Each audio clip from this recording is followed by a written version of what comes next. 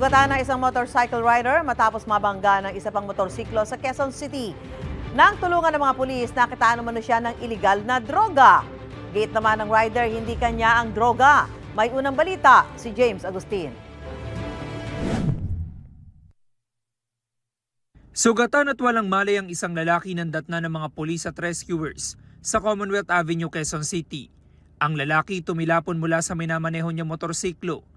Bago dalhin sa ospital ang lalaki, iginagulat ng mga pulis ang kanilang nadiskubre. Nung ina-assist yung biktima, mayroong nakitang allegedly na nakita yung sa protruding doon sa shorts niya, yung damit niya na allegedly na shabu.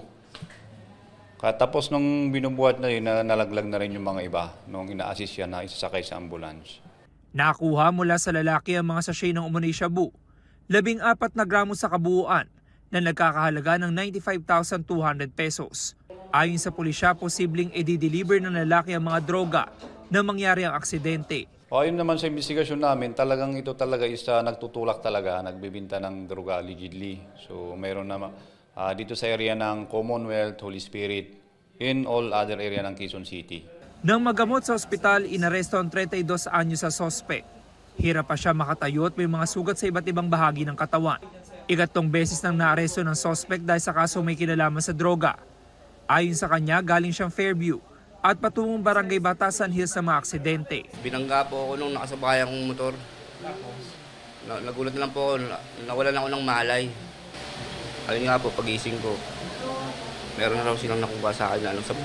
Pero yung droga ho bang nakuha sa inyo, ano masasabi niyo? Hindi po sa akin. Nasampahan na ang sospek ng reklamong paglabag sa Comprehensive Dangerous Drugs Act. Ito ang unang balita.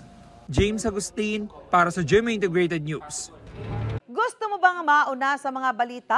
Mag-subscribe na sa GMA Integrated News sa YouTube at tumutok sa unang balita.